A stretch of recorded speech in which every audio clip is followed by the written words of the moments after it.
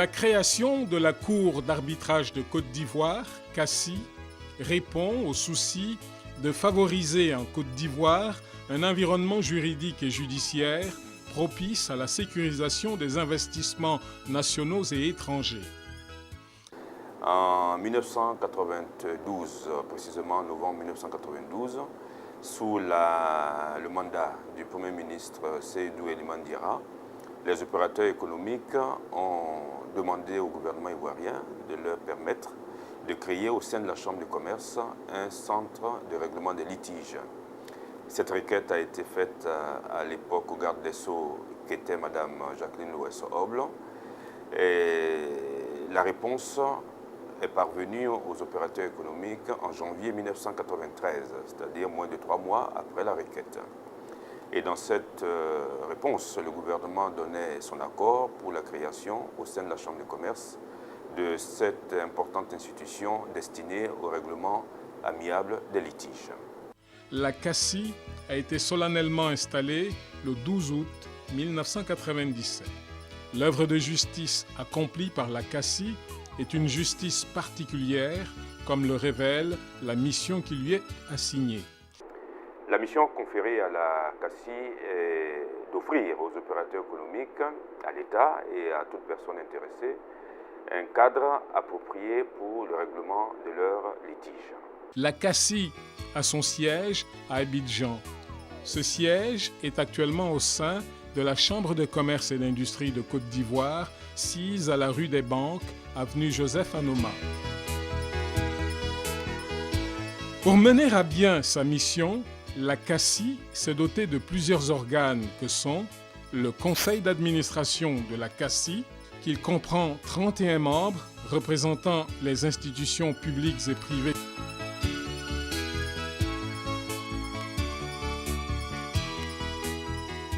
Le Conseil d'administration est investi des pouvoirs d'administration générale de la CACI. Il prend toutes les mesures utiles pour assurer le développement de l'institution et de celui des modes alternatifs de règlement des litiges. Le comité technique comprend 9 membres. Vous avez 7 titulaires permanentes et vous avez 2 personnes qui viennent en appui.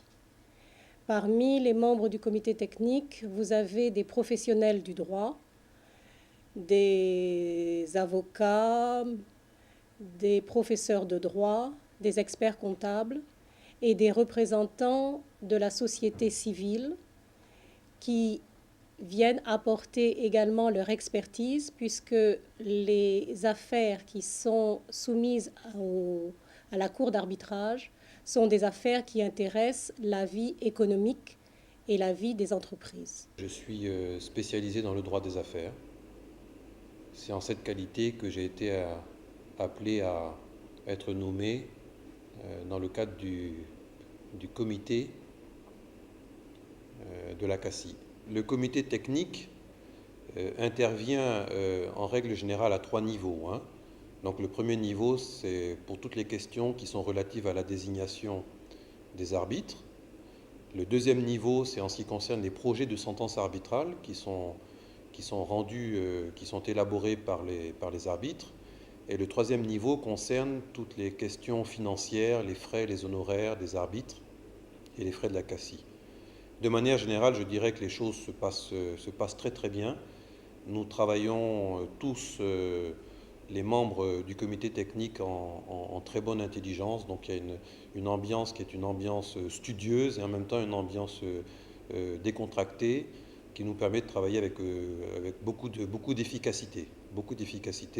Donc de manière générale, nous travaillons en bonne intelligence. Et je dirais que les choses se passent très très bien. Jusqu'à présent, nous n'avons pas eu de difficultés particulières.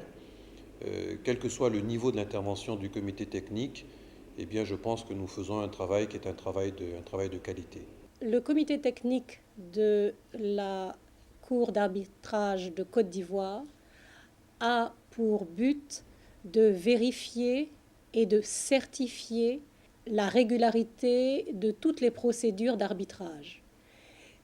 devant la cour d'arbitrage. C'est-à-dire, au sein de la CACI, il y a une procédure d'arbitrage, bien sûr, il y a une procédure de conciliation, une procédure de médiation ou une procédure de recouvrement simplifié de créances.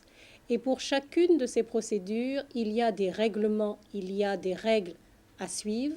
Et le comité technique est là pour s'assurer de la régularité de la procédure. C'est donc une assurance qui est donnée aux justiciables pour savoir que non seulement son affaire sera bien suivie, mais qu'elle l'aura été dans les règles de l'art, puisque tout un comité de personnes bénévoles prennent de leur temps pour s'assurer, documents à l'appui, de la régularité de toutes les procédures.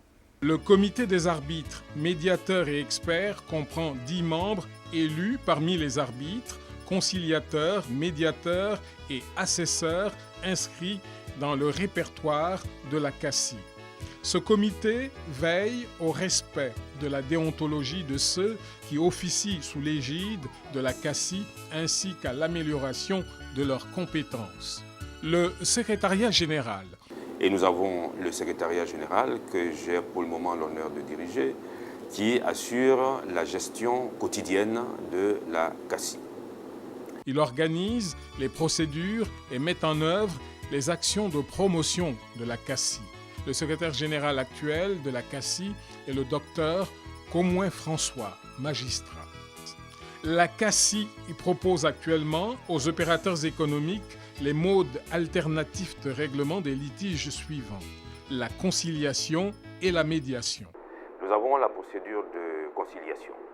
Cette procédure de conciliation permet aux conciliateurs de rapprocher les points de vue des parties pour leur permettre, grâce à un protocole d'accord, de régler définitivement leur litige. À côté de la conciliation, nous avons la médiation. Et la différence entre la conciliation et la médiation se situe au niveau du rôle un peu plus actif confié au médiateur.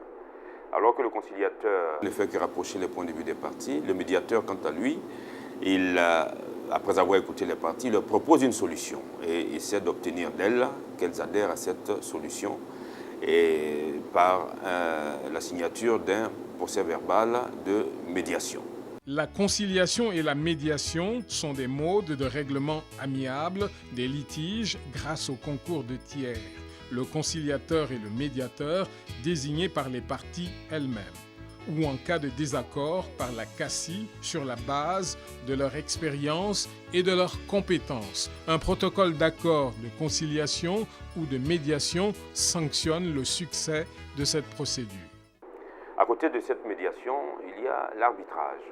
L'arbitrage est un peu similaire à la justice étatique, en ce sens que un arbitre est désigné, un tribunal arbitral composé soit d'un arbitre ou de 3 arbitres, est désigné pour trancher le litige, comme on le ferait au tribunal, avec cette différence notable que le litige est tranché non pas par un magistrat nommé par le président de la République, mais par une personne choisie par les parties elles-mêmes. L'arbitrage est un mode de règlement alternatif des litiges par un tribunal arbitral composé d'un ou de 3 arbitres désignés par les parties ou, le cas échéant, par le comité technique de la CACI.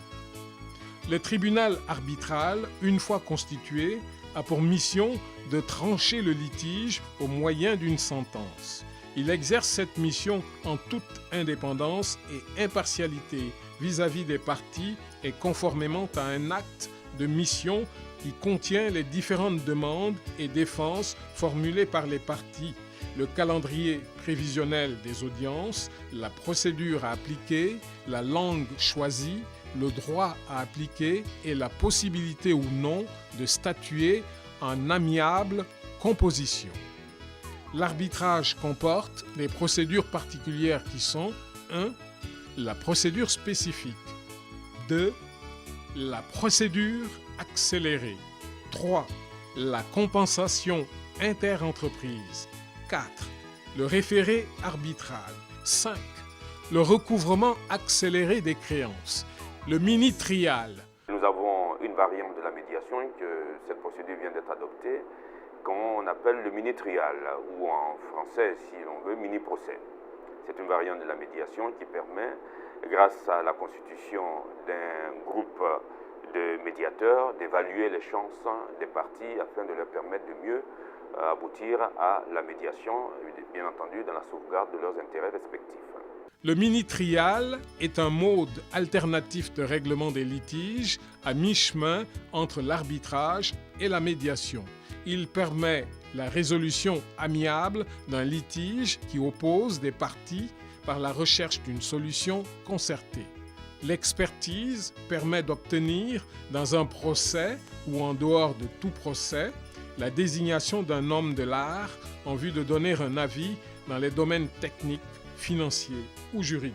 Je suis consultant, j'ai un cabinet de conseil qui est spécialisé en management et finance et je suis un membre du comité technique de la Cour d'arbitrage de Côte d'Ivoire. Dans le comité technique, ma position est pour trancher et pour conseiller sur les aspects économiques, comme je l'ai dit, et sur les aspects financiers. La CACI offre beaucoup d'avantages aux opérateurs économiques pour le règlement de leurs litiges. Le recours à la Cour d'arbitrage de Côte d'Ivoire présente un certain nombre d'avantages et de qualités. La première qualité, c'est la rapidité.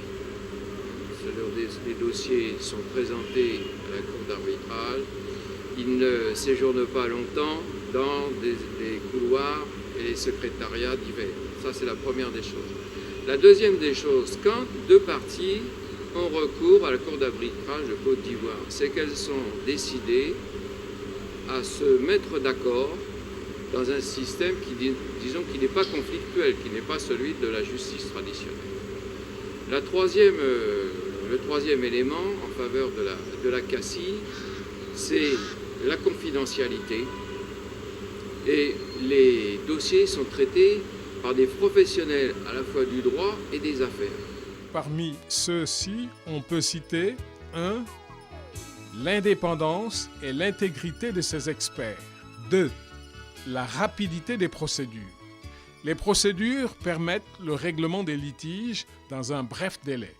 Les délais de procédure sont en effet les suivants. Médiation, conciliation, 3 mois.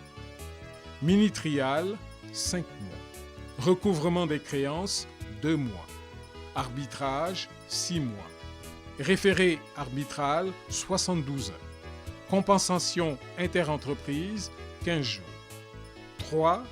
La confidentialité. 4. La souplesse des procédures. 5. La collaboration des parties. 6. La compétence. 7. Les coûts intéressants. 8. Les services opérationnels. Les audiences à la CACI se déroulent dans des salles climatisées et dans une ambiance conviviale qui favorise la sérénité nécessaire au règlement amiable des litiges. Les procédures sont suivies au plan administratif par un personnel qualifié que la CACI met à la disposition des parties. Les modes de saisine de la CACI. Quant aux autres procédures, elles nécessitent l'insertion dans les contrats de clauses visant expressément la CACI. La saisine de la CACI en arbitrage se fait de 2 façons, au moyen d'une clause compromissoire ou d'un compromis. Les rapports avec le ministère de la Justice. La CACI, en tant que Centre national de règlement des litiges, est placée sous la tutelle administrative du ministère de la Justice. Le bilan des activités de la CACI. Le bilan des activités de la CACI depuis son installation se résume comme suit. 22 dossiers de conciliation-médiation, 32 dossiers d'arbitrage, 9 dossiers de recouvrement amiable des créances. La CACI se révèle être une institution moderne tournée vers l'avenir au service des opérateurs économiques et de l'économie nationale. Avec la CACI, c'est la garantie d'une solution amiable des litiges en toute confidentialité et la certitude d'une préservation des relations d'affaires entre les opérateurs économiques.